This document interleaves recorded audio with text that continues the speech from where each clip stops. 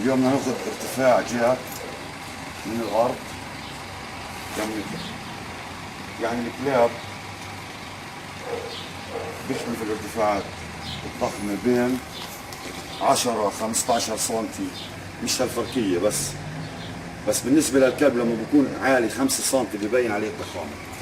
يعني شوف قديش جاك من عند الاجر، جاك تحركش من عند الاجر للكتف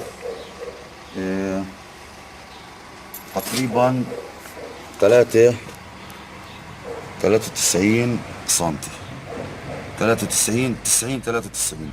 ماشي كيف خذ ارتفاع الركبة بس لهون لعند الكتف بيرتفع جاب 93 سنتي، يعني ارتفاع قوي. عادة الجريدان بيجي 80 85، بس جاك ضخم جدا جدا، يعني عليه راس زي راس الطرية.